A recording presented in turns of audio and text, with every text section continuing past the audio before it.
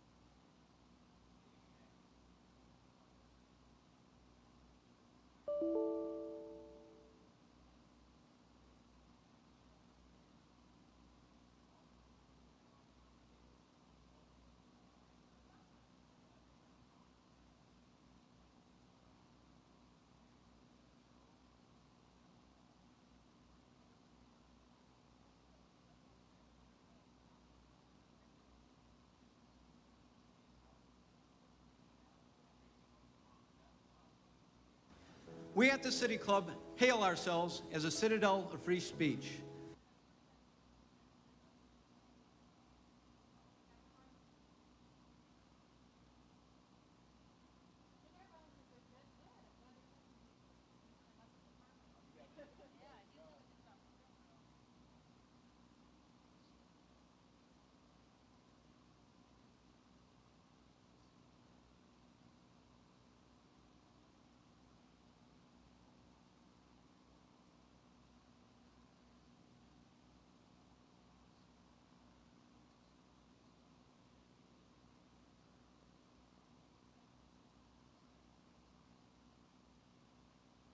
That's because since 1912, we have provided our platform for speakers to discuss topics of the day. First and foremost, we're in the democracy business. We're in the experience of providing a platform for people to participate in democracy that goes beyond the ballot box. It's about shaping community conversation. I commend this club very, very warmly for being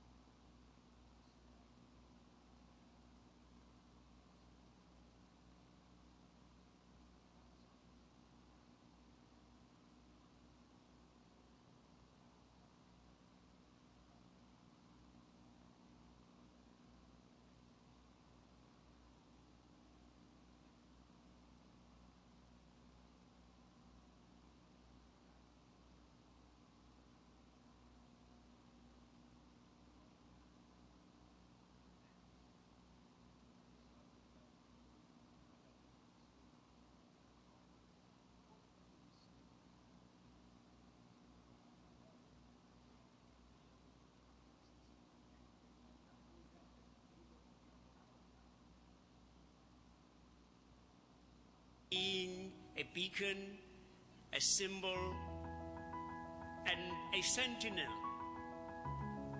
for freedom, for justice, for tolerance. What maintains democracy? What are the pillars of democracy? And how do we understand that as a citizenry? And the only way to fully understand and comprehend is to wrestle with democracy. That's been the exercise and the experiment, since the Constitutional Convention. And so we're still having those conversations here. It is a place where week in and week out, dialogue on the most critical topics and issues of our time are occurring. And it invites a healthy discourse, and it invites conversation that leads to change. Hello, Cleveland. Every sitting president since Ronald Reagan has come here to the City Club of Cleveland. And that's because this is an institution that reflects what is a truly American idea. That's the belief that all of us have a role to play in resolving the most important issues of our time. After 9/11, I was asked by the City Club be on a panel and talk about what does it mean to be a Muslim in America. No other place at that time especially was willing to hear what does it mean to being a Muslim and living in this country and going through the trauma that we are going through and be able to explain what it means to us.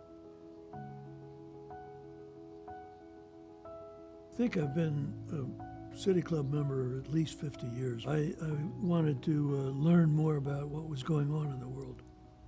I think it's important that everybody learns that there are usually two views on almost any subject, and before you make up your mind what you're going to do, you should hear both sides. I think you have to think of it as the community's microphone. When the community has to have a conversation and they have to look for a place to get the message out, the City Club is the vehicle. It wasn't my checkbook, it was my life that was on the line. You go with me to any Gold Star mother and you look her in the eye and you tell her that her son did not hold a job. One of the things that people might not realize about what the City Club does is this opportunity to come together with folks that you wouldn't necessarily have the opportunity to meet in your specific sector or potential clients or things like that. I challenge anyone to come to the City Club and not learn something new and not meet someone new. The City Club is important to me because the stature, the quality of speakers, the commitment to not just free speech is a vital part of democracy, but informed free speech. One thing that I have always believed is 3 sentences that were said by a prophet of 2,000 years ago. If I'm not for myself, who will be? But if I'm only for myself, what am I? And if not now, when? And I'm the 5th generation of the first Jewish settler in the city of Cleveland. And the City Club is even more important today than it ever was in the past. The Guardians of Free Speech, for me, I think the first thing I go to is thinking about like the definition of what a guardian is, right? And for me, it's a defender, it's a protector, it's a keeper. And I think it's really important that, again, in this really precarious time that we're living in the United States, that we have these sacred spaces where an individual or an institution can, in fact, defend, protect, and be the keeper of free speech.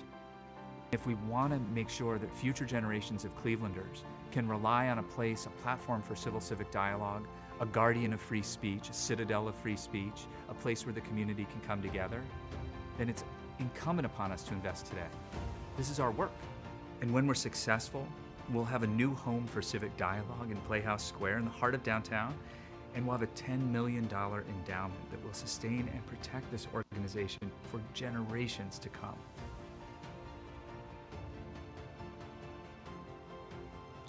When a word must be spoken to further a good cause, and those whom it behooves to speak remain silent, anybody ought to speak and break the silence. because sometimes one word spoken at the right time can be sufficient to save a nation or a life.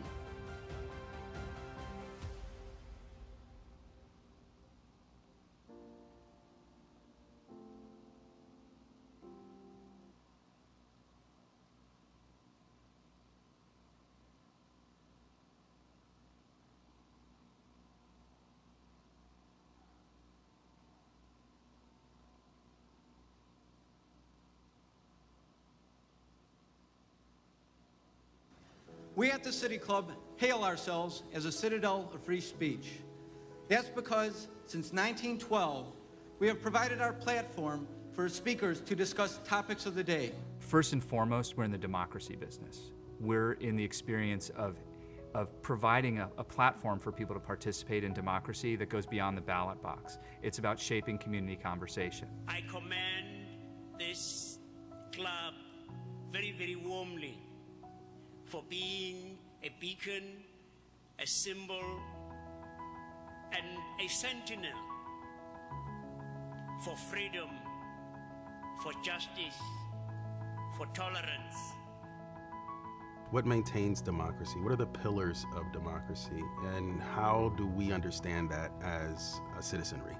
And the only way to fully understand and comprehend is to wrestle with democracy. That's been the exercise and the experiment, since the Constitutional Convention. And so we're still having those conversations here. It is a place where week in and week out dialogue and it invites conversation that leads to change. Hello, Cleveland. Every sitting president since Ronald Reagan has come here to the City Club of Cleveland. And that's because this is an institution that reflects what is a truly American idea. That's the belief that all of us have a role to play in resolving the most important issues of our time. After 9/11, I was asked by the City Club be on a panel and talk about what does it mean to be a Muslim in America. No other place at that time especially was willing to hear what does it mean to being a Muslim and living in this country and going through the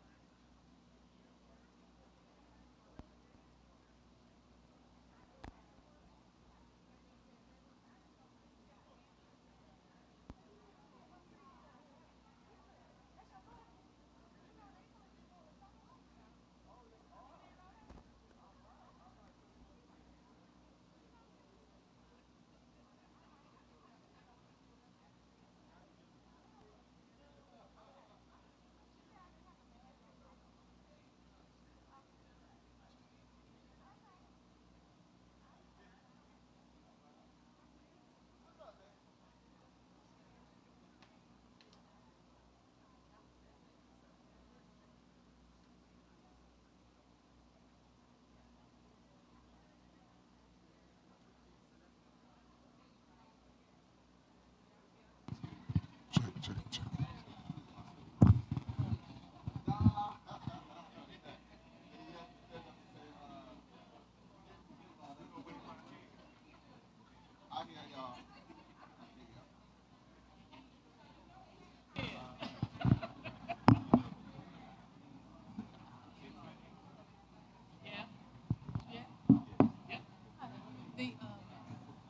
I wanted to tell you that we'll have 2 people on Q&A mics today.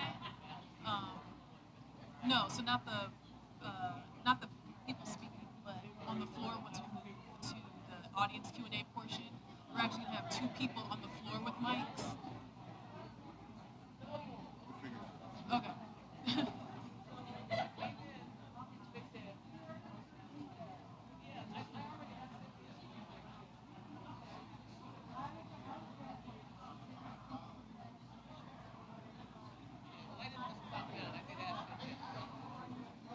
Thank you. Appreciate it.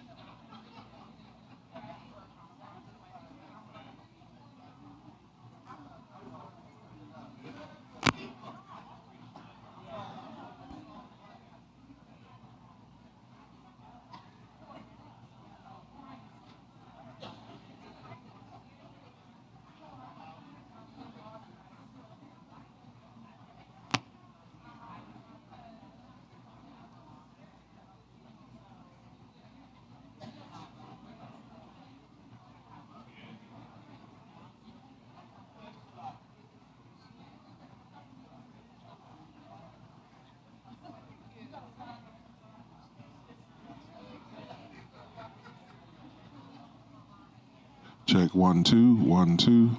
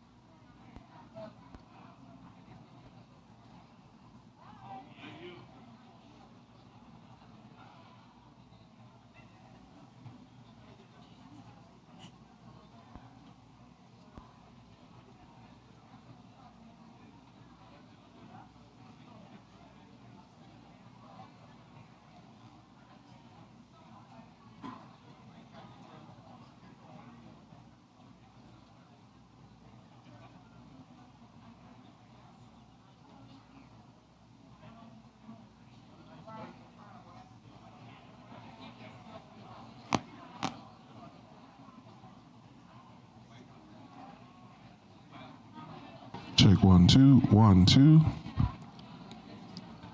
Choir. Pit. Keys.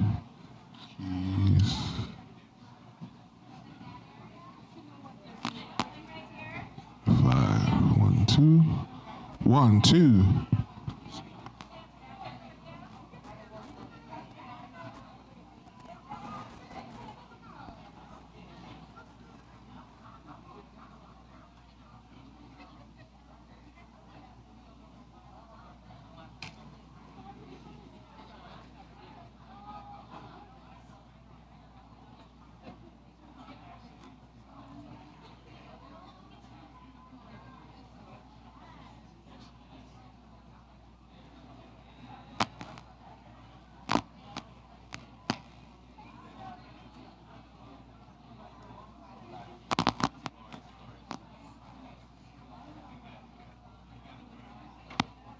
Trauma that we are going through and be able to explain what it means to us. I think I've been a City Club member at least 50 years. I wanted to learn more about what was going on in the world. I think it's important that everybody learns that there are usually two views on almost any subject, and before you make up your mind what you're going to do, you should hear both sides. I think you have 1 2. it is the community's microphone. When the community has to have a conversation 1 2. to get the message out, the City Club is the vehicle. 1 2. Checkbook, it was my life that was on the line. Sounds good. You go and meet any Gold Star mother and you look her in the eye and you tell You all her have that it? her son did not hold a job. One of the things that people might not realize about what the City Club does is this opportunity to come together with folks that you wouldn't necessarily have the opportunity to meet in your specific sector or potential clients or things like that. I challenge anyone to come to the City Club and not learn something new and not meet someone new. The City Club is important to me because the stature, the quality of speakers, the commitment to not just free speech is a vital part of democracy, but informed free speech. One thing that I have always believed is 3 sentences that were said by a prophet of 2,000 years ago. If I'm not for myself, who will be? But if I'm only for myself, what am I? And if not now, when? And I'm the 5th generation of the first Jewish settler in the city of Cleveland. And the City Club is even more important today than it ever was in the past. The guardians of free speech, for me, I think the first thing I go to is thinking about like the definition of what a guardian is, right? And for me, it's a defender, it's a protector, it's a keeper.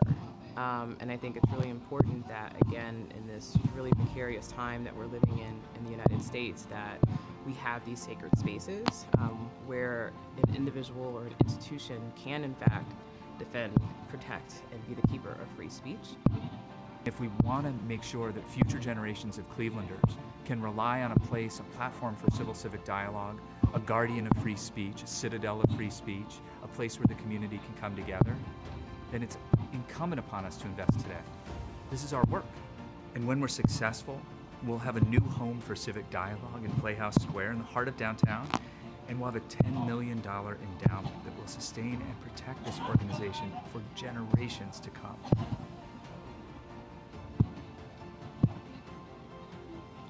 When a word must be spoken to further a good cause, and those whom it behooves to speak remain silent, anybody ought to speak and break the silence, because sometimes one word spoken at the right time can be sufficient to save a nation or a life.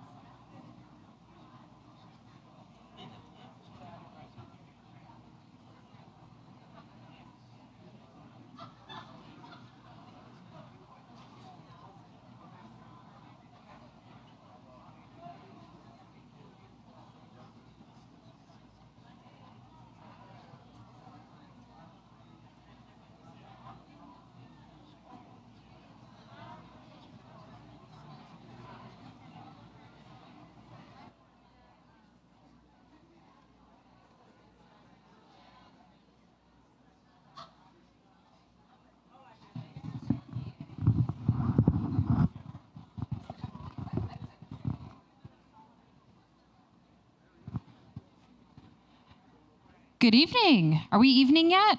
Afternoon? Late afternoon? I think we still got 15 minutes before I can formally say evening. But hi, everyone. My name is Cynthia Connolly. I'm the Director of Programming at the City Club of Cleveland, and I am so glad to be back here at Morning Star Baptist Church. Can we please give a round of applause to Pastor Hall and his team here for being such gracious hosts? We'll be hearing from Pastor Hall again here in a little bit. He's going to do us the privilege of ringing our opening gong and providing the intro for Crazy Bone. Also, yes, Crazy Bone is here. Bone Thugs. Who grew up a huge Bone Thugs fan, right? Yeah. Yes, I'm so glad we have some fans here. Who's here really excited to hear about this community conversation, about lifting up community? Yes. Yes. We have DJ Chris Stiles from WOVU also here in the corner covering our forum today. DJ Chris Stiles will be the conversation partner. As they're speaking and talking, make sure you think of that question that you have, because we will have an audience Q&A in the second half. I would also like to extend a huge thank you to Bank of America.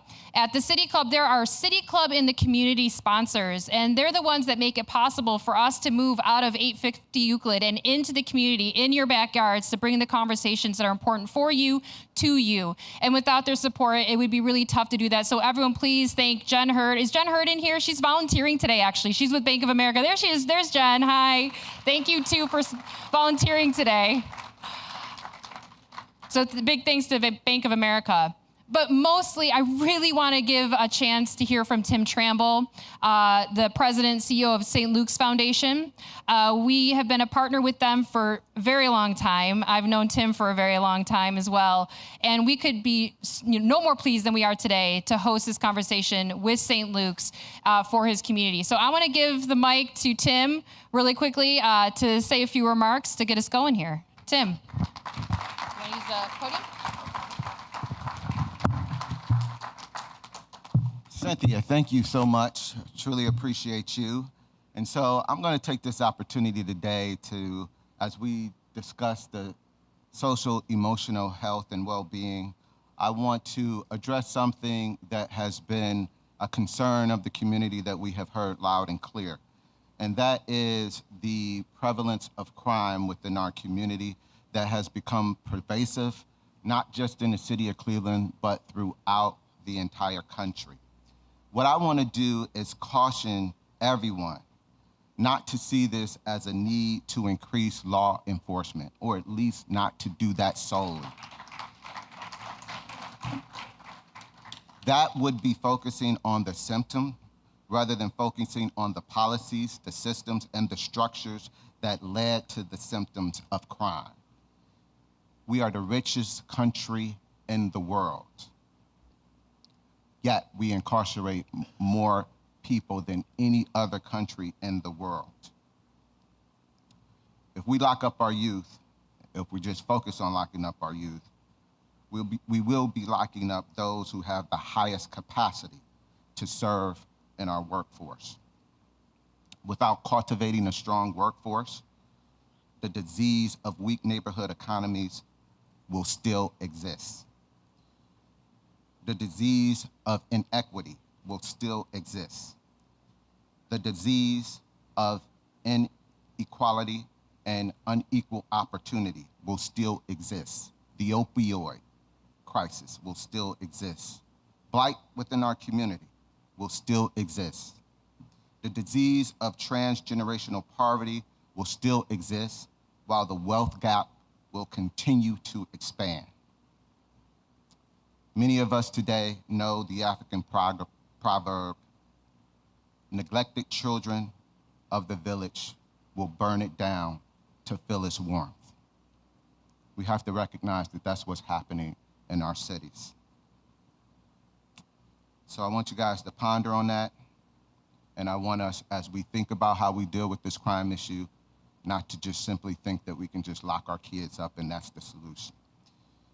So with that, on behalf of the board and staff of the St. Luke's Foundation, I'd like to thank Dan Morthorpe and his team at the City Club.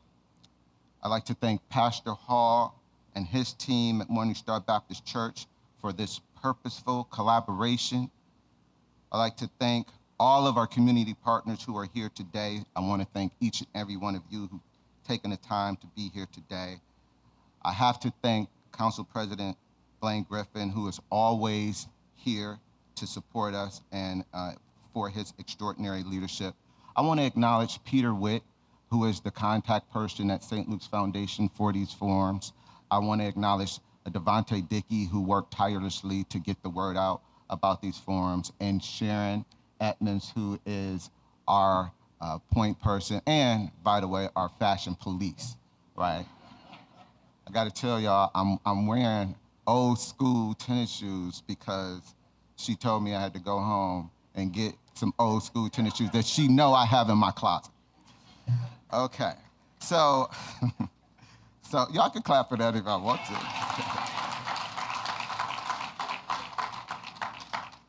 So we do these forums in the community to amplify the voices of the community.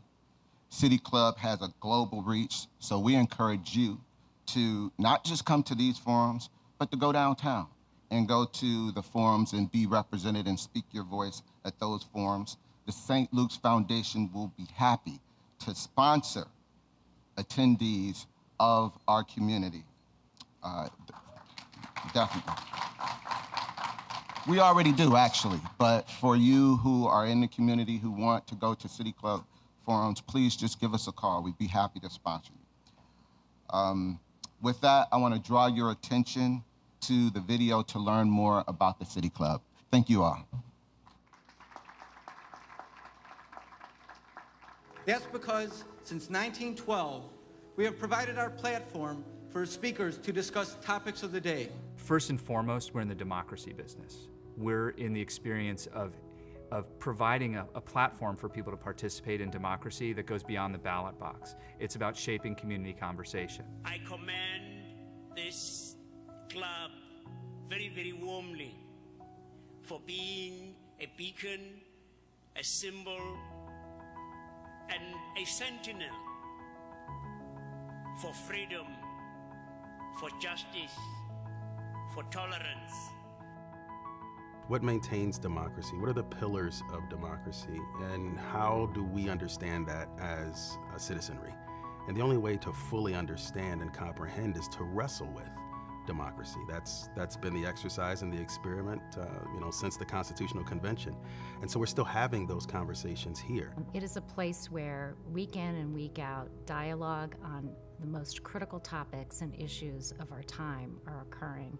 And it invites a healthy discourse, and it invites conversation that leads to change. Hello, Cleveland.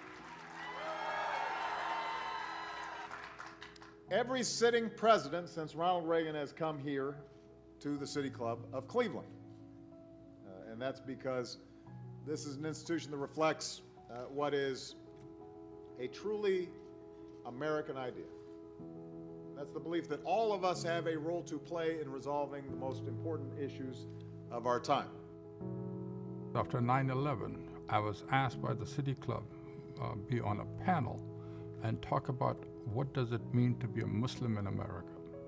No other place at that time especially was willing to hear what does it mean to being a Muslim and living in this country and going through the trauma that we are going through and be able to explain what it means to us. I think I've been a City Club member at least 50 years. I wanted to learn more about what was going on in the world. I think it's important that everybody learns that there are usually two views on almost any subject, and before you make up your mind what you're going to do, you should hear both sides. I think you have to think of it as the community's microphone. When the community has to have a conversation and they have to look for a place to get the message out, the City Club is the vehicle. It wasn't my checkbook, it was my life that was on the line. You go with me to any Gold Star mother and you look her in the eye and you tell her that her son did not hold a job. One of the things that people might not realize about what the City Club does is this opportunity to come together with folks that you wouldn't necessarily have the opportunity to meet in your specific sector or potential clients or things like that. I challenge anyone to come to the City Club and not learn something new and not meet someone new. The City Club is important to me because the stature, to not just free speech is a vital part of democracy, but informed free speech. One thing that I have always believed is 3 sentences that were said by a prophet of 2,000 years ago. If I'm not for myself, who will be? But if I'm only for myself, what am I? And if not now, when? And I'm the 5th generation of the first Jewish settler in the city of Cleveland. And the City Club is even more important today than it ever was in the past. The guardians of free speech, for me, I think the first thing I go to is thinking about like the definition of what a guardian is, right? And for me, it's a defender, it's a protector, it's a keeper.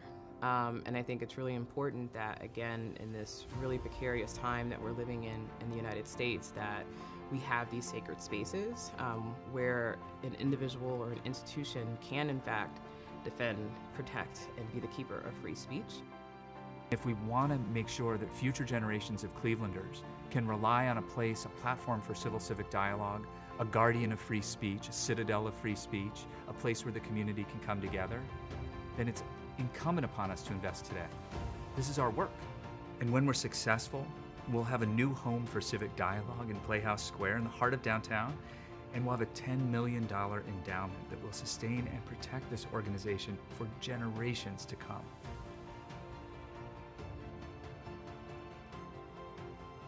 When a word must be spoken to further a good cause, and those whom it behooves to speak remain silent, anybody ought to speak and break the silence, because sometimes one word spoken at the right time can be sufficient to save a nation or a life.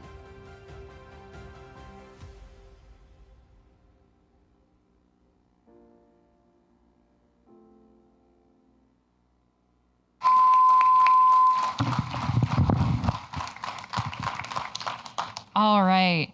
That always gives me chills. I love it. It's just great. Thank you, everybody. I also want to add to the remarks that Tim said. As Director of Programming, I directly work with 5 community-led, I call focus groups, our member committees, that come up with a lot of the ideas that we have at City Club, and they're comprised of people just like you. And a lot of our forums that come to City Club, some of the best that I see that are most impactful are the ones that come from your minds and what is the most important, the issues that you see that we are coming from. We have amazing conversations, so I recommend you reach out to me if you're interested in joining one of those committees, or even if you just have an idea for City Club, please hit me in my inbox, DM me, message me, however you want. I love hearing from everybody, so I encourage you all to reach out directly to me if you have an idea for a topic that you'd like to hear more about, or maybe you read a great book, or you have an uncle who knows so-and-so who knows so-and-so, and we can get them to come in, and that's how this works, so would love to hear from you. I want to take a moment to bring up Council President Blaine Griffin, if you wanted to come up here to the stage and do the welcome remarks for.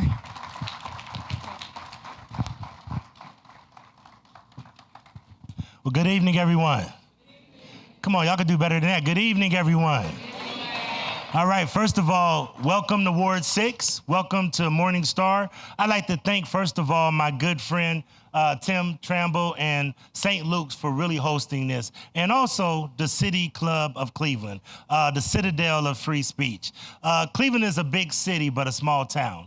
All of the people you seen on that video and all of the people you see here know each other and have an intimate relationship. So we welcome our own hometown kid, Crazy, that's here to talk about 50 years of hip hop in the city of Cleveland. Let's give him a round of applause if we could. I want to say this. It's very, very enlightening to have this young man. I've had the chance to meet and talk with him several times with his good friend, O.C. Neal, and what he is doing with the Spread the Love Foundation and what he's doing to really try to focus on young entrepreneurs is just so great. I can't say enough about it. It's amazing that we're celebrating 50 years of hip hop. When hip hop was first created, it was a pariah. It was not socially acceptable. It was looked at and frowned upon by the broader masses. But now here we are today where it is the social justice movement that we knew it always could be. And I just want to say it's an honor and a privilege to be here with this man, because when I was a young man and I first moved to Cleveland, the first place that I went was 99th and St. Clair. Because all I could think about is the first of the month and how that resonated whenever a kid who grew up in public housing, it resonated with me like it was magical. So on behalf of all of us at Cleveland City Council, on behalf of Ward 6, the Buckeye Shaker Woodland Hills community, welcome. We enjoy you so much, and thank you so much, sir. All right? All right, appreciate it. So we're going to go ahead and bring DJ Chris Styles up here to get settled. And as they get settled and check the mics and everything, I want to run over the really important part that I know you guys are all looking forward to besides the first half of this program, which is their conversation. It's powered by all of you. It's the audience Q&A. So if you have a question, what we're going to do is we have a microphone right here in the center of the room. Go ahead and feel free to queue up over here. If you need assistance, we can bring the microphone to you. So make sure you just flag down our staff members over there manning the microphone, and they can help you out. We ask you keep your questions short, to the point, and make sure it ends in a question mark so our speaker here can answer the question. If you are a little microphone shy and don't want to quite get up in front of all the people, but really have something you want to kind of submit to the record, you can text it to 330-541-5794, and that number is in the program if you didn't have a pen to scribble that down as I was speaking it. So you feel free to text that question in, and we'll do our best to try and work it into the second half of the program. Also, if you have a phone, speaking of texting, please put that on silent, vibrate, whatever your jam is, but just make sure it doesn't make sounds. We are live streaming, would love to make sure that everyone on our live stream is able to hear this very important conversation. I do want to also take a time to thank all of our amazing community partners that has helped make this forum possible, particularly Lake Erie Inc. and Assembly for the Arts. I think I saw Jeremy over here somewhere. There's Jeremy. Hi, Jeremy. They're amazing community partners. If you know a nonprofit organization or grassroots orgs that's really doing the work in the topic that our forum is covering, let us know. If you serve on their board, if you volunteer, if you work there, we love to have our community partners join us in partnership with these forums. They help get the work out, help bring people in the room that should be hearing what is being said, and also lifting up the work that you do. You have an opportunity to speak with everyone in tabletop at the event, so please let us know if you're interested in becoming a community partner. Also, quickly, bathrooms. I know this is a new space for a lot of people. Women's bathrooms that way, men's and women's this way, and of course there's bathrooms in the lobby in the front as well if you're out that way. For the Q&A, let's say we don't get to your question, which everyone's sad about, but good news is we will be doing a fan meet and greet after the forum.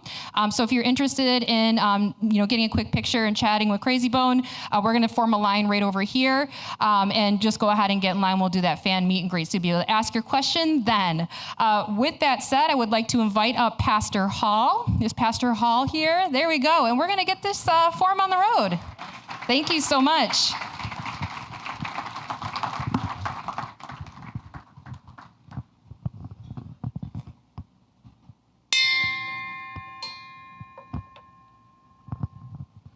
Thank you for that invitation, and welcome to Morning Star Baptist Church.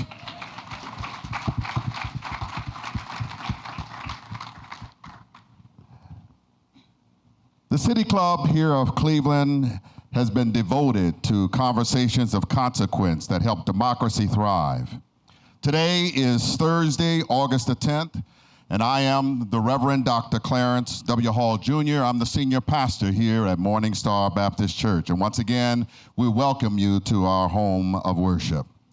It's my pleasure this evening to introduce this evening's forum in partnership with the St. Luke's Foundation, celebrating 50 years of hip-hop and the intersection of hip-hop culture and community well-being. It was 50 years ago in the Bronx when 18-year-old Clive Campbell DJ'd a back-to-school party for his sister. Campbell, better known as DJ Kool Herc, developed a style of DJing where he played 2 copies of the same record in order to loop percussion portions of songs. The music Campbell created came to be known as hip-hop.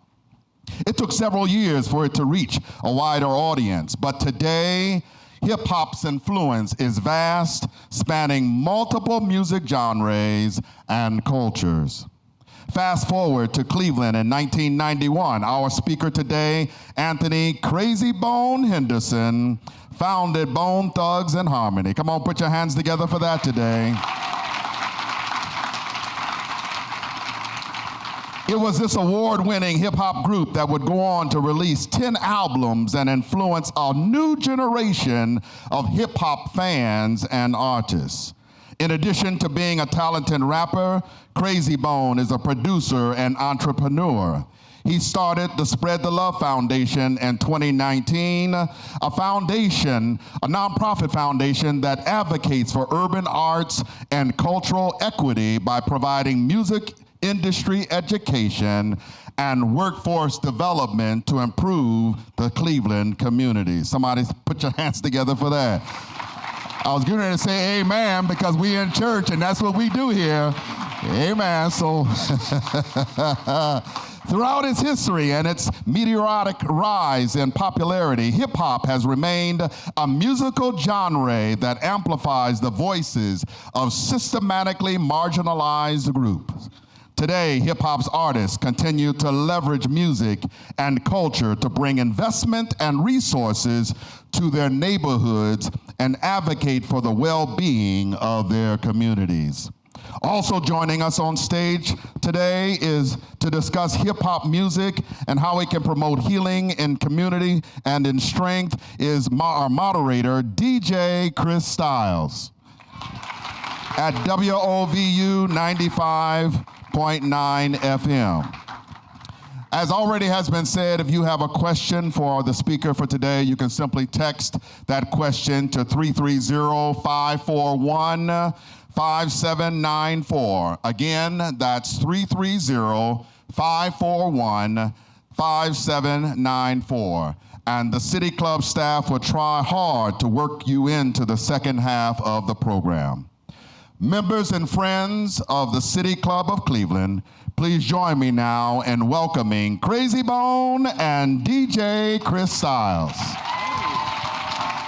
Hey, here it is. Here it is, all right? Oh yeah. Thank you. Hip hop at 50. At 50. Man, don't hip hop look good, y'all? Look at it, clap it up. Hip hop look good, right? Hip hop. When you hear your accolades, right? Like, what goes through your mind when you hear that? Did you ever think when you started the group, that 17 or 18-year-old kid who took that bus all the way to LA to catch somebody that was already in Cleveland to drive all the way back? Did you think it would be right here? It would be right here with all that, with platinum records and Grammys? No, not at all. Not at all. You know, we love music, and we knew if somebody heard us, we would at least get a shot, but we didn't know that it would turn into longevity, 30 years, like 30 years later. So definitely a blessing. Definitely a blessing. So hip hop at 50. When we talk about hip hop, I remember the first time I heard it. And then when I wanted to be a DJ, it was DJ Jazzy Jeff and the Fresh Prince, and it was a song. He said, I turned it to a transformer, and I just heard these cutting, Jazzy Jeff cutting. I said, oh, what is that? It was crazy. Yeah. What was the first? I know the first song. What was your first song? Well, the first song for me that got me, the first album was LL Cool J. Okay. It was LL Cool J. My brother brought home the LL Cool J album, the radio album. And man, I never took the tape out the tape deck. And I started, it was one song called You'll Rock. You know, it's still my favorite song today. You know, and I wanted to learn the song so bad I started writing the lyrics down. And as I was writing down the lyrics, I saw the blueprint on how to write my own rhyme. And I started writing my own rhymes, and I never stopped from that day. Never stopped. Why does hip hop resonate with us? Like that, when we talk about hip hop, that genre, it was different. Yeah. It was fighting. Yeah. Well, how did it resonate with you when you first heard it? Like that moment that you first, how did it resonate with you? Man, it was. It just felt like something that we could call our own. You know, it felt like us. We was representing our culture.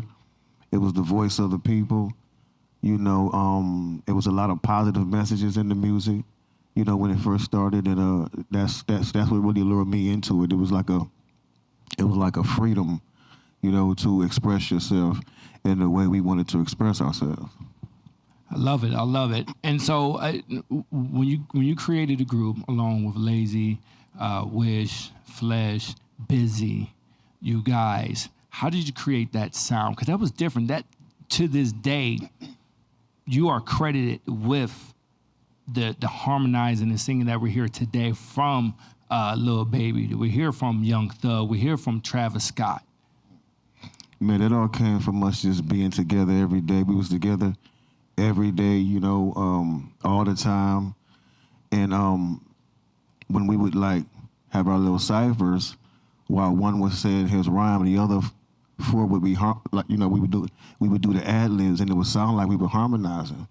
And people started telling us, y'all sound like the Rapping Temptations. You know what I'm saying? So we was like, you know, so and over time it just gradually we just went more and more into the harmonizing, and like at one point just getting really serious with it because it became our signature. So we just took it on. And influenced the rap game as we hear it today, right now. So I don't think you guys get enough credit for that. When I have conversations about hip hop, I say, yo, Bone Thugs and Harmony created that harmonizing singing sound. So Nelly got to thank you, and everybody else got to thank you guys for creating that genre. Oh yeah. All day long. When we talk about hip hop at 50, let's talk about when you first started in music today, the industry today. How has it changed outside of the streaming? Well, it's changed. You know, it's a much bigger business now. You know, it's a lot more commercial. You know, you don't hear many conscious rappers talking positive things. You know, that's been kind of drowned. That's been kind of put to the wayside. You know, honestly, ever since Tupac. You know, it's been put to the wayside. You know, for some strange reason, and man, it's just you know. We also have to look at it. You know, the times change, the cultures change, so we would have to expect music to change. Whether we like the direction it's going in or not, it's going to change. It's going to continue to evolve. It may go through some times and periods that some of us may not like, but it's going to do what it's going to do anyway. Right. When we talk about the industry and we talk about hip hop, and I've heard a couple of your podcasts, and you're real adamant about a lot of this about design. My understanding, you went to visit a juvenile detention center, and you say there's a correlation between prisons and the hip hop labels. Can you elaborate more on that? Yes, you know, it was, you know, that there were a lot of, you know, ties to record labels having ownership in private prisons. You know, and it was, you know, to me, it's no secret that the conscious music has been drowned out for a reason. You know what I'm saying? And, you know, all that's being promoted is this stereotype of us. Everybody is just money hungry. That's all we think about is money, cars, clothes, and women and jewelry, you know, and that's not the case. There's really some young artists out here that really want to be themselves, but the industry forces them to follow the same path. Right. Let's dig a bit deeper in your career when you first coming up. Yeah, clap it up. So let's go deeper early in your career when you're making your music, because your music You got some positives. You got some things to talk about the hood, about us. When you was coming up, did you feel any pressures in the change of your style, your music, or did anybody tell you, or were they just forcing you to stay the lane? No, when we came up, Eazy-E told us, he said, you know, be yourselves. And like what we were doing, you know, to me, it's a difference between telling your story and glorifying the violent life, you know, because we were simply telling our story where we came from. We didn't have the lights and the cameras, you know what I'm saying? They put that, you know, they put it on us and kind of promoted it the wrong way. You know, it made it look like we were glorifying some of it, but if you listen to our music, like we say a lot of positive things, like say like this is what happened. This is not the smartest route to go all the time. So there was a lot of messages in our music as well. Now, with that being said, and we're talking about a new time of day, and we talk about TikTok, we're talking about social media, we talk about the pushing of negative images, especially of young black men, and just our culture, period. Hip hop industry is a $7.9 billion industry. $7 billion industry. How much do we own it? And we talk about as black folks, as us being in the culture. And how can we change that narrative? Like, how can we, it's not a correct answer, but how can we control it, get it back? Well, I mean, the way we can control it is, I mean, you know, it's just start being more conscious of the things we say and the things we promote. You know, and I understand, I'm not trying to tell these young artists not to come out and tell their story, because I feel that's very important to get out. You know, when you first coming out, you want the world to know your story, who you are, what you've been through, and everybody's story ain't a positive, happy story. You know, so a person should be able to express his story and not be looked at like, oh, they're promoting violence. You know, because there's a lot of country artists that tell their stories, and their stories are, some of them are rather violent. You know, absolutely. But you don't never, they never get the flack, or any other genre never gets the flack that hip hop gets. So, you know, that's something I never felt was right. Yeah, but is that by design though? You think that's by design because of so much money it brings in? Because they want so much controversy and content that brings more people to look at it? Yeah, I mean, you know, I mean, there's a lot of, I mean, there's a lot to go with that, you know. I mean, yeah, it's complex. It's a lot of layers to it. Very, very complex. It's a lot of layers to it. So I've been seeing you in Cleveland for the last couple of years, like deep in Cleveland. Would you spread the love? You're coming back, talk to more artists. My question to you: why? And why now? Well, it's always been you know, like a goal of mine to come back and give back. We tried to do it when we first came out with, you know, Mo Thug Records, and when we came back here with that whole movement, but we were lacking the knowledge to do it. You know, we simply just, you know, copied everything we saw Eazy-E doing, and we was only around Eazy-E for like not even a whole year before he passed away, so we didn't have that much knowledge.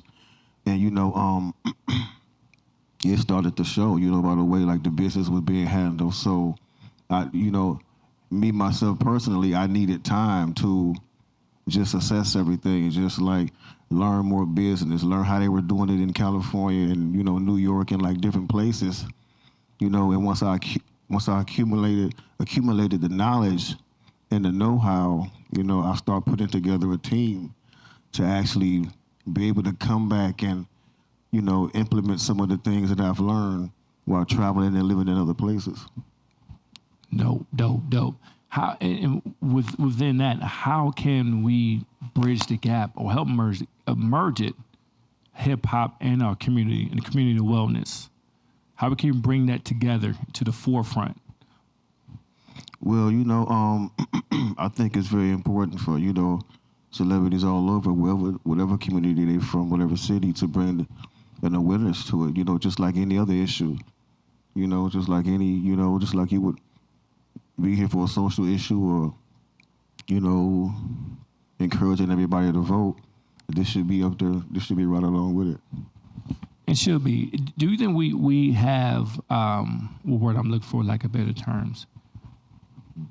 Do we have, is it in our right as hip hop, as big as it is, do we supposed to give back to our community and help the wellness and uplift it? Because there's some celebrities out there that say they want to do it. It's not my business. My word is I made my money. I'm getting out. Right? Do we have a duty to do that? I mean, I feel like, anybody that struggles and goes through something, and once you get that opportunity to shine, anybody should want to do it. Just out of the goodness of your heart, you should want to do it. But however, we know, that a lot of people are not like that. So, I can only, speak for myself.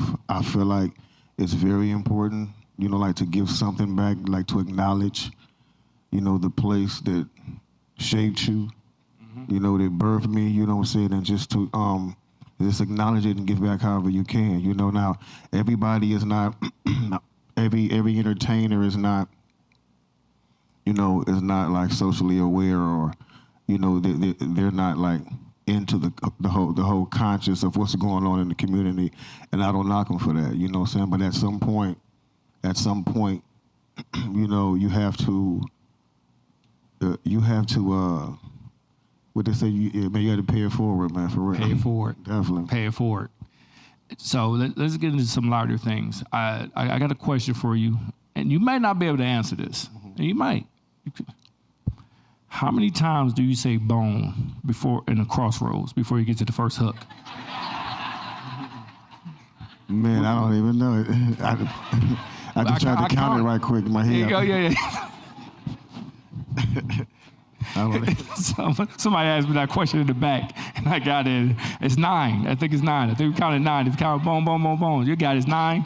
I never knew that. It's 9 before you get to the first. It was always, it was a question that asked. So hip hop, if you guys get a street named after you. Yes. Yes. How dope is that? Clap it up. Give it up. Yes, it is. Appreciate it. Yes. Like, think about that. You get a street name after you. Yeah, man, it's cool. It's real cool. You come back, you legendary. The next push is to get you guys into the Hall of Fame. Yes. I believe that. Oh, yeah. To get you guys into the Hall of Fame, and when we talk about a group that revolutionized the rap game, and I'm gonna bring it out to the forefront. Everybody with the Billboard magazine put y'all way too low on that best of all times list. Yeah. I was a little upset about that one. Yeah, it's all good. It's just all good. No, yeah. Come on, talk. We here. We fan.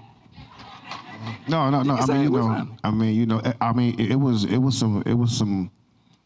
some artists on that list that I feel like we shouldn't have been put ahead of. You know what I'm saying? So it's, it's just because for me, it's like a respect thing. Like some of those artists like inspired me, and I took something from each one of those artists. So I feel like, should have been more respectful of a lot of other people too. Should be at least top 3 in my book, number 1. But no, that's just me. So you work with some. So what was who's one of the dopest artists you work with? Because you work with a lot of people, especially on your first album. Man, 8Ball, MJG, to a lot of people. Man, out of all the artists that we've ever worked with, I always say that my favorite one is Phil Collins, because okay. Because everything else was expected. Tupac, like Biggie, Easy. You know what I'm saying? That was expected, but like being able to work with a legendary artist like Phil Collins, you know, it was just, man, it was crazy, you know. And then for him to invite us over to Switzerland to do the video and be in the video, it was like, yo, this is crazy, man. That's crazy. It's a crazy experience. Oh, yeah. I thought you was gonna say Mariah Carey or somebody, but I guess. Oh, yeah, she was good. She was good, but, you know. I know. I thought that Phil was. Phil is a legend, you know what I'm saying? Oh, yeah.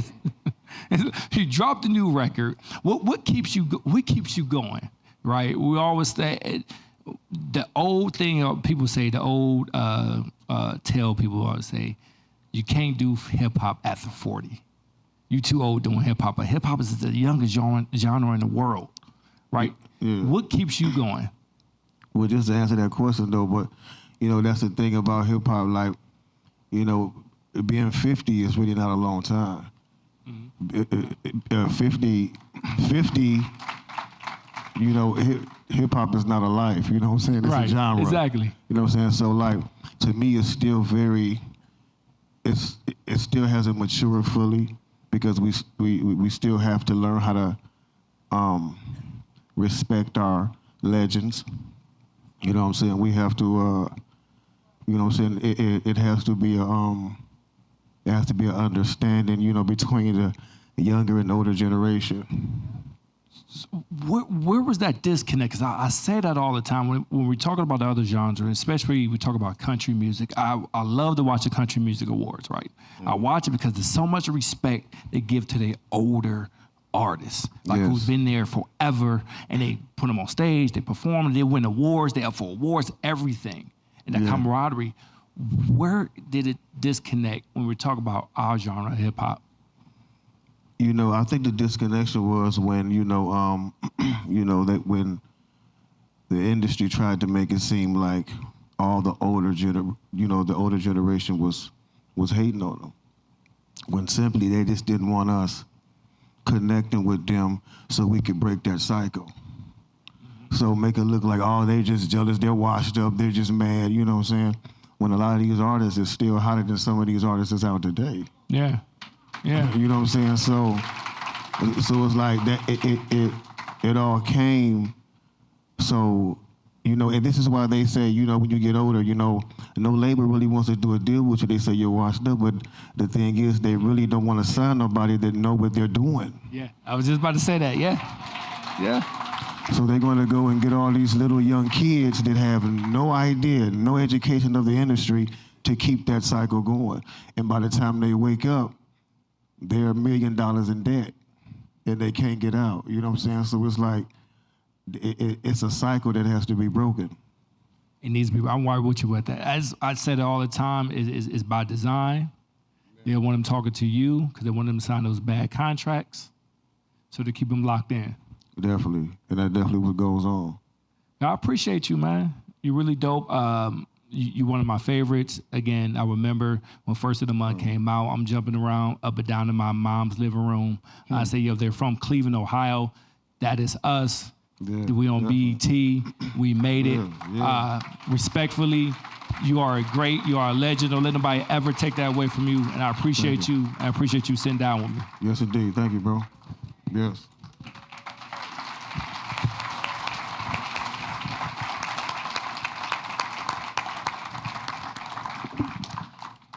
We are about to begin the audience Q&A. I'm Cynthia Connolly, Director of Programming at the City Club, and for our live stream audience or those just joining us here at Morning Star Baptist Church, we are joined by Crazy Bone of Bone Thugs and Harmony, discussing how hip-hop music can promote healing and community strength. Moderating the conversation is DJ Chris Styles at WOVU 95.9 FM. We welcome questions from everybody, City Club members, guests, and those joining us via our live stream at cityclub.org. And if you'd like to text a question for our speaker, please text it to 330-541-5794. That's 330-541-5794. And City Club staff will try our best to work it in the program. And just a heads up, if this line gets really long, we may have our staff ask a couple of you to retake your seats, and they'll motion you back to the queue when it is your turn to take the microphone. May we have that first question, please? First of all, hello, DJ Chris Styles. How you doing, Lily Jade? And also Crazy Bone. How you doing? What made you want to get started in rap music? Well, like I said earlier, you know, it was LL Cool J, you know, Run DMC and Big Daddy Kane. And I just, you know, I just fell in love with the genre because it was different from what I was used to. First of all, I was a huge fan of Michael Jackson. That's what got me loving music, you know, loving music. And then it was my favorite R&B group was New Edition.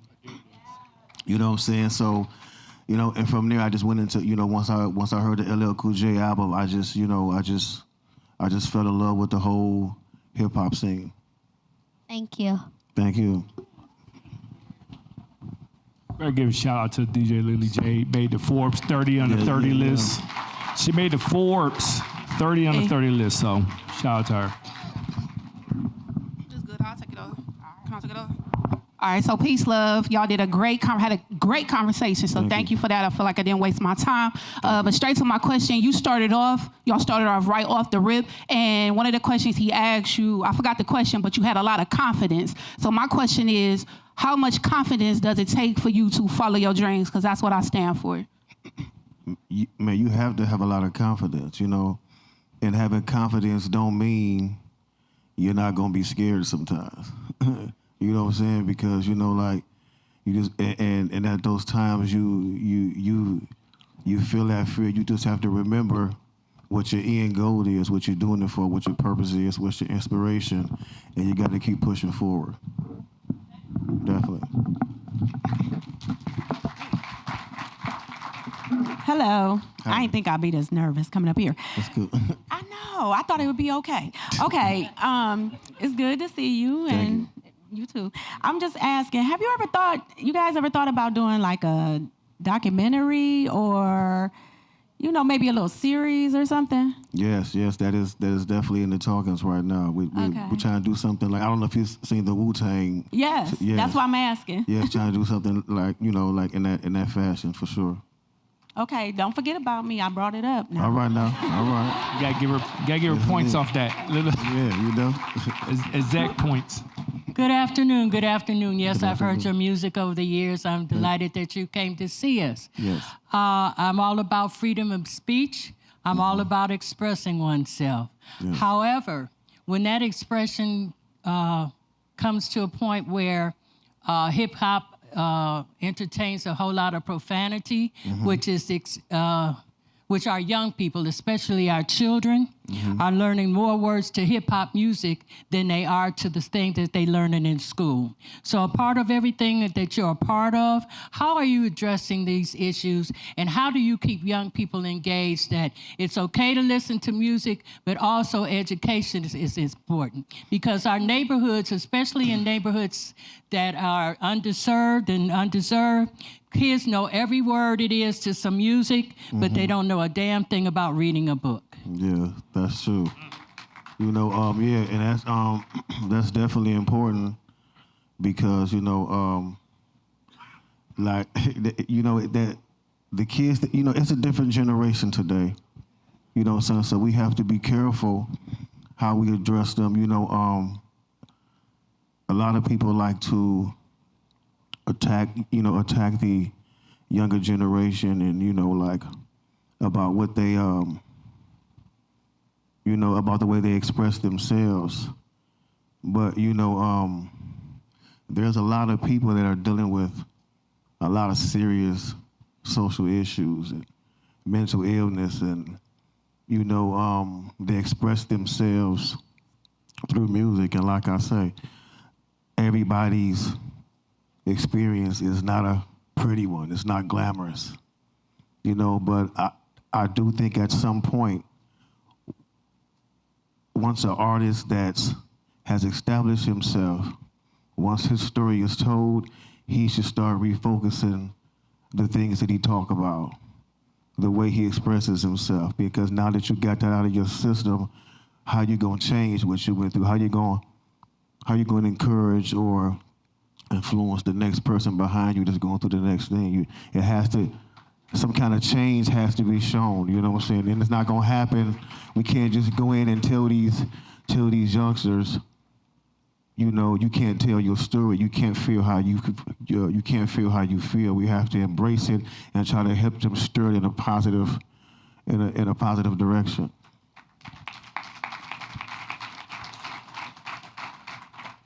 Mr. Henderson, the first thing I just want to say is thank you for coming out to speak today. Yes. My question is, there's a song on your latest album, the My Euphoria album, which I really like. It's called The Things That I've Learned. And I really like that particular track. If people have not heard of it, I definitely recommend it.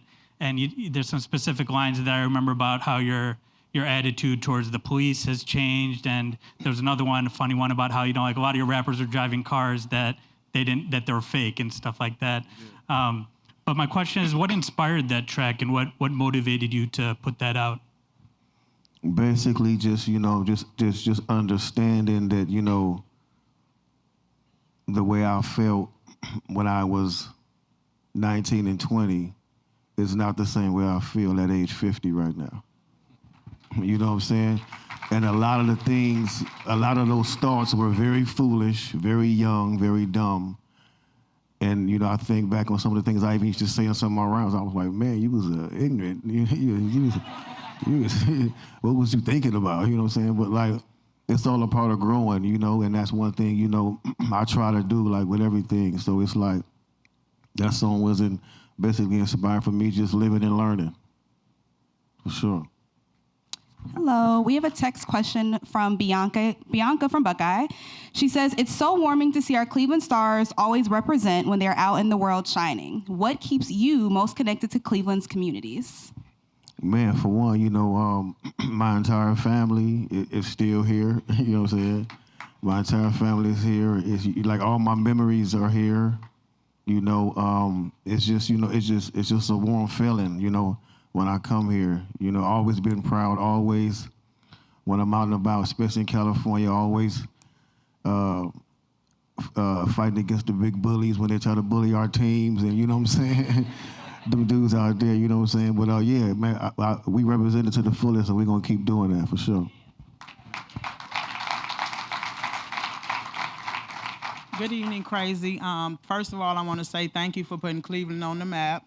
Yes. Y'all definitely have kept us down. When anytime I go out of town and I say Cleveland, oh, you from Bone Thugs and Harmony City? Absolutely, I am. So my question is more towards hip hop, and I wanted to ask you: Bone Thugs have worked with 3 legends that are no longer with us: Eazy, Biggie, and Tupac. And I just want to know, what does that feel like to be able to work with those legends, and our up and coming music artists will never get that opportunity? Thank you. Well, man, you know, we look at it as a blessing now. You know, like back when we did those songs, we had no idea they were gonna, you know, pass away. So it was, you know, at the time we was doing it because we were actually fans of each other.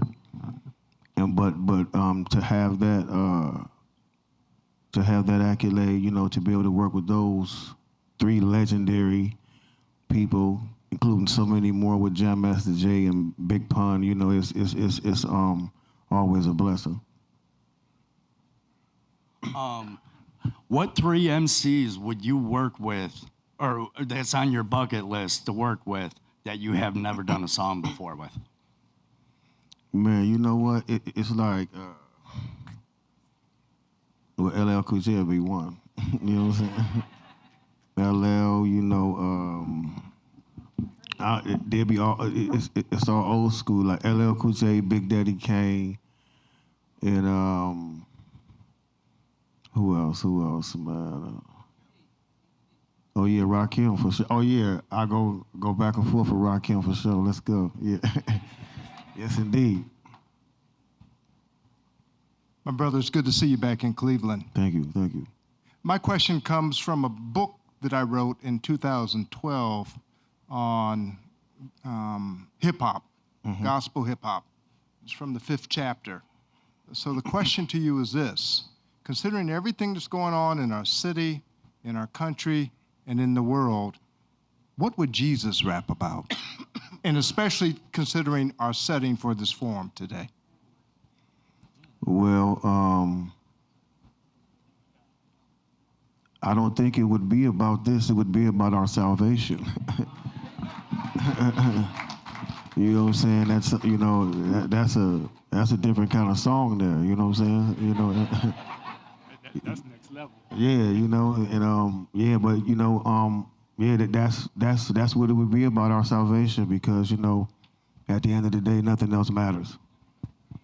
You know, definitely. Hey, what's going on, man? I live in Rochester, New York, and I run a not-for-profit also. Work with at-risk kids and their families in the communities.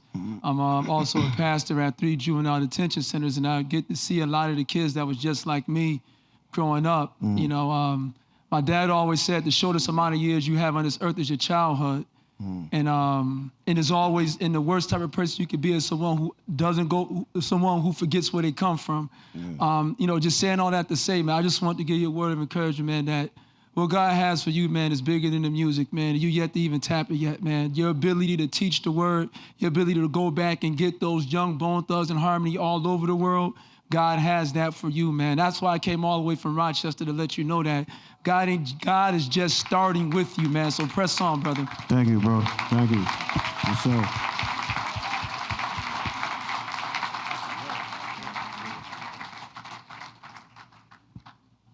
Good evening, brother. I'll be remiss if I didn't point out that young man, Quavers Walker, he's one of the dopest Christian rappers in the country. So I hope you get a chance to check him out. We also went to the same high school in Rochester, New York. Okay. Small world. Yeah. We're both MCs. Yes, I stand before you today, a licensed attorney in the state of Ohio. I do a lot of criminal defense work. I do a lot of civil rights work. Yes. I serve at the pleasure of LaTanya Goldsby, who's the president of Black Lives Matter Cleveland. I'm on the board of directors. Yes, indeed. I also make hip-hop music. Okay. I go by the name of MC Legal. Oh, And I'm just gonna tell you that I got tired of seeing these young guys in my office with very serious charges asking me how they gonna charge me with this, right? All I did was this, all I did was that. And I thought about Malcolm X, and he said, any means necessary. So for me, hip hop is my any means. But my question for you is, hip hop being at 50 years, obviously the audience has matured a lot. And I'm wondering if you believe that might open more opportunities for non-traditional artists to deliver a good message, and how would you capitalize on those if you were just coming out today?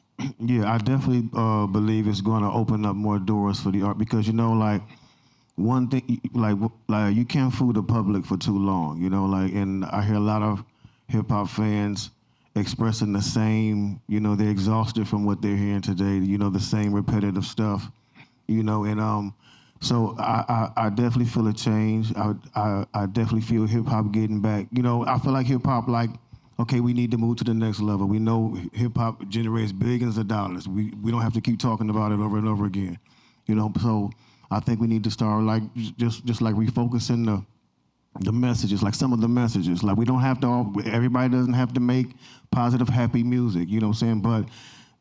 But there are different styles of music within the hip hop genre that is not being given a chance to be showcased, because they're drowning us with one style, like this is all we do, and it's not.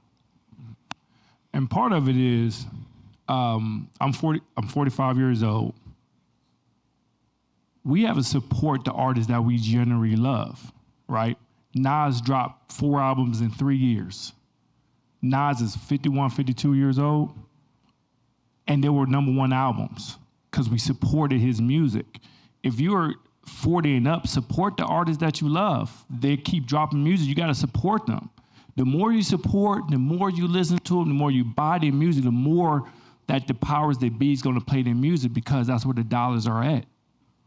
Right, we like you said, the genre is age groups, is different styles. I'm not listening to Little Baby all the time, right? So when Nas came out, I pumped his album all day long. When Method Man released a single, I play it till I can't play it no more, because that's the style I like. So if you love hip hop, you support the artists that you love. So if Big Daddy can't come out with an album, rush out to go get it. You have to support those artists. We see what hip hop looks like at 50.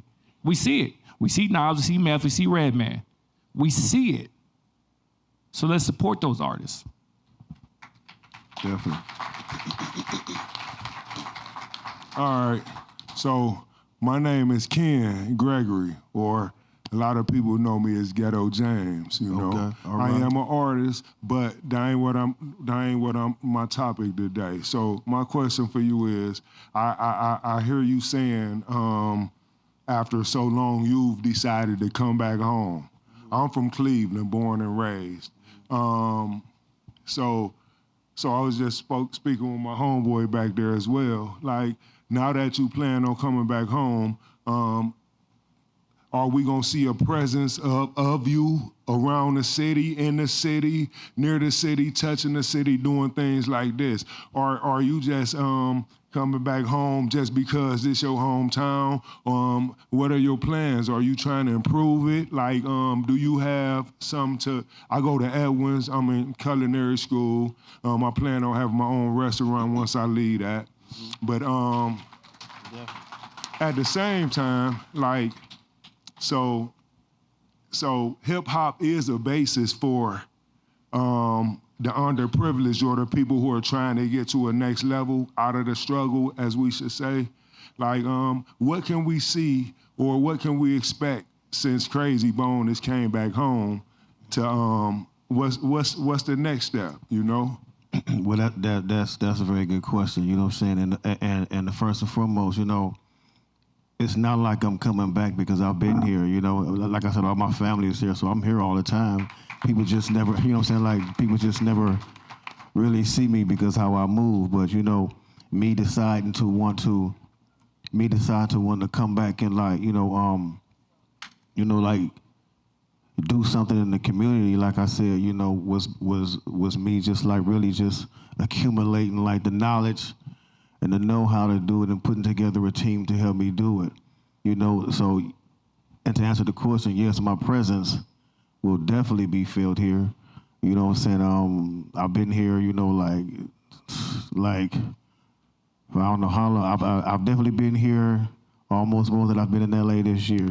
You know what I'm saying? So I've been here like this, especially trying to, you know, like move with this Spread the Love Foundation and just get everything underway. So yeah, my presence here will definitely be felt for sure. You will be you see me at a restaurant, you see me in the community, you know, you see me, I don't know, you might see me anywhere, you know what I'm saying? So I'll definitely be around here, man. All right, we have another text question for you. It says, I'm extremely happy you came back to the community to help out. I also work in nonprofit. Do you ever feel disparaged at how the same systematic inequalities exist today as they did back in the 80s and 90s? And do you see improvement across the community? And what does improvement look like to you? Man, yeah, we're definitely facing some of the same issues, you know, and I think on our behalf is because, you know, we have to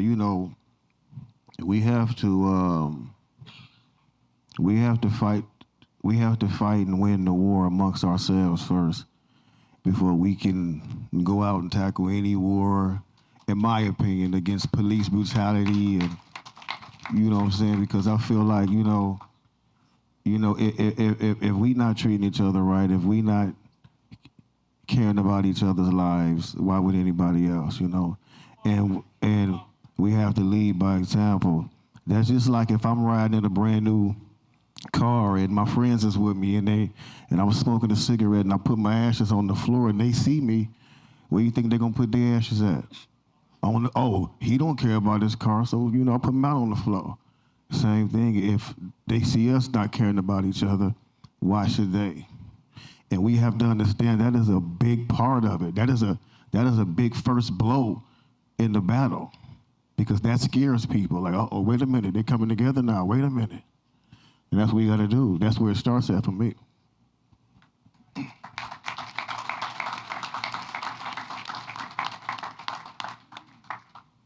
Hi, it's an honor to be up here because your music was prominent in my household growing up. Yes, indeed. But my question is, I'm an aspiring poet, and I say a poet because I don't agree with the industry and the music that's out today. Mm-hmm. So what is your advice for those artists that do want to speak out on the real challenges in our community, but it doesn't want to be heard because everyone is listening to the crap that's out today. Yeah, you know, it's a lot, you know, and that's true. It's hard, you know, because like I said, this, you know, the genre is being drowned out by one sound, one style of music. But I would just say you have to be consistent, man. You have to like just keep pushing at what you're doing. Don't submit to what everybody else is doing, you know, because it'll eventually be recognized. You know what I'm saying? There's nothing wrong with being different, you know, and if what you're doing is different enough, then, you know, you'll bring everybody to what you're doing, you know, and that's why I just say just stay consistently you know what I'm saying? Definitely. Thank you. You're welcome.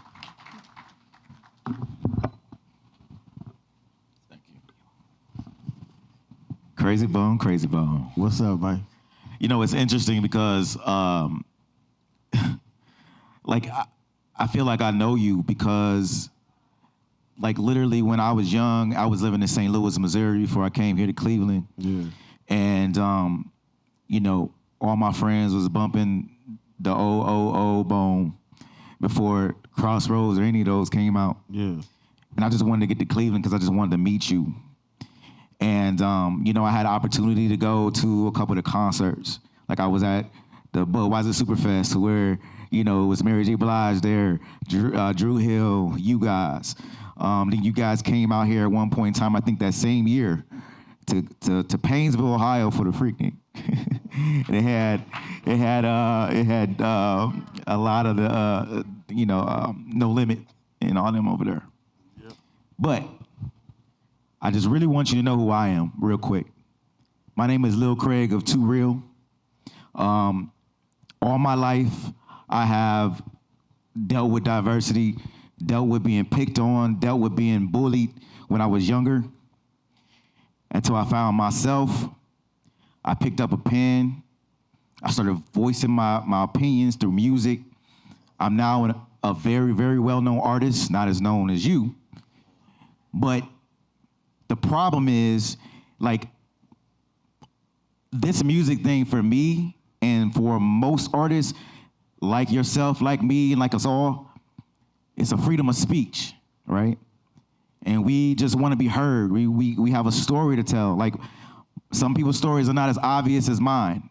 And there's still some things about my story that people won't know unless I sing it or rap it. I want to know from you, from somebody I look up to, somebody who I gained a lot of my talent from watching throughout the years and learning throughout the years. I want to know what it is that if you were to say this artist right here was somebody I definitely want to work with, somebody who, regardless of money, regardless of how they look, regardless of stigmas, what is it specifically that points that individual out for you? Because I want to know that, because I need to know why the heck it's so hard to be seen, be heard, no matter how good you are. I need to know what it is that you think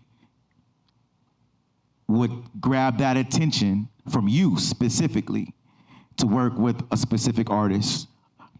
So, man, I would say, you know, the individuality of a person, you know, the originality, you know, of the person. I'm not just looking for the next the next so and so, or, you know, like the next Tupac or the next Biggie. Like, you know, that's immediate turn off of somebody say I sound like next.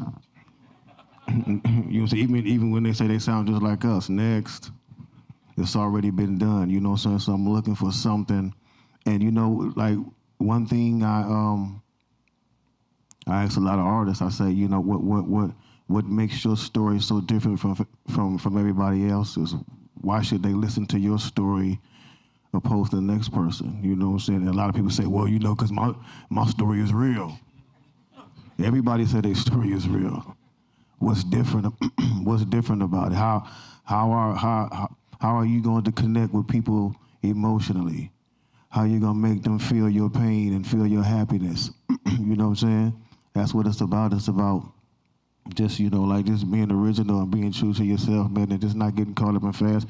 It's hard for, like you said, even people that has talent, you know what I'm saying? And this, I mean, you know, anything could happen for anybody at any moment. And on the other hand, we have to also realize that there are a lot of very talented people that will probably never reach that goal. But there are other situations that can come from it. You know what I'm saying? You have to just take everything you learn and go through it, you know, and even if it's not the main goal you thought you were going to, you know what I'm saying, have, if it wasn't your expected end goal, you never know what traveling up the road would take you. You might see something else along the way that interests you that you may want to indulge in as well.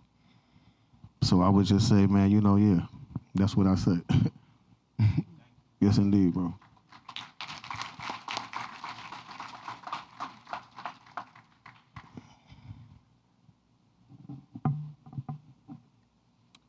I have to tell you that I am so excited to be here because I'm part of your memories. Oh, yes. Yes. My name is Tina Mitchell, and I was Anthony's 4th grade teacher. Yes.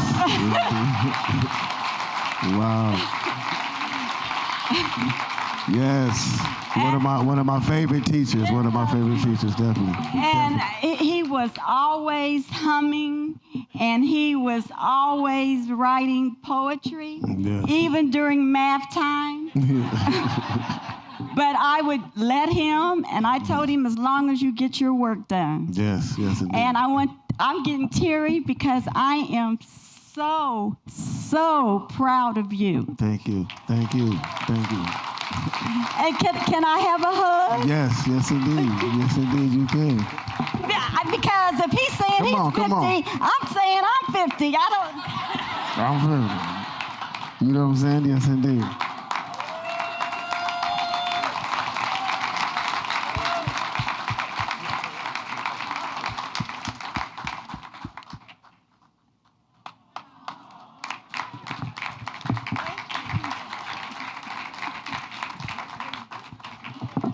I can't follow that up. All right. So we have another text question for you, but it does say, can you tell us a little bit more about the Spread the Love Foundation and how people can get involved? Well, you know, we have a website, spreadtheloveoh.com, you know, that people can go to see how they can lend a hand to get involved with it. But, you know, it's going to be a lot of programs that, you know, benefit young aspiring artists, because like I said, you know, I think the thing that's missing is the education part is very important, especially when you get into this billion-dollar industry that we help build, structure.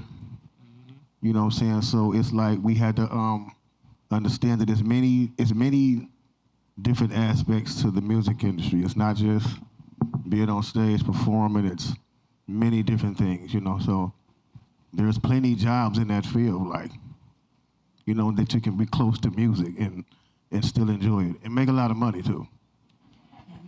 For real. Good evening. My name is Latanya Fenderson Warren, and I'm an author and a poet.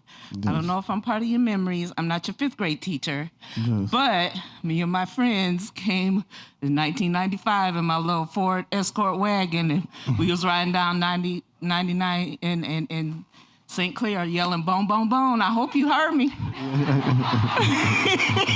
I probably heard you. Yes, indeed. That's not my only question. But I also wanted to ask, being a creative artist as you are, and you have content that you can come up with, not just get up and glorify body parts that we all have, do you feel discouraged at times to continue? Not at all. You know, because I would never lower my standards, I feel, just to fit in with anybody. You know what I'm saying? Like, it's like, you know what I'm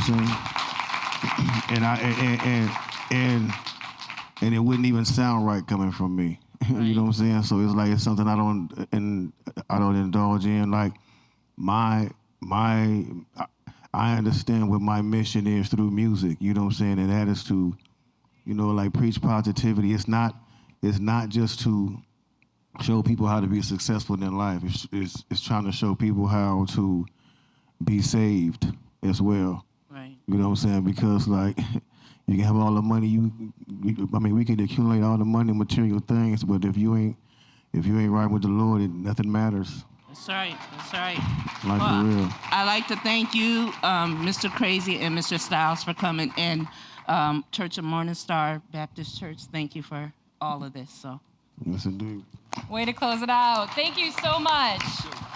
Thank you to Crazy Bone and DJ Chris Styles for joining us here today. Another round of applause for our speakers.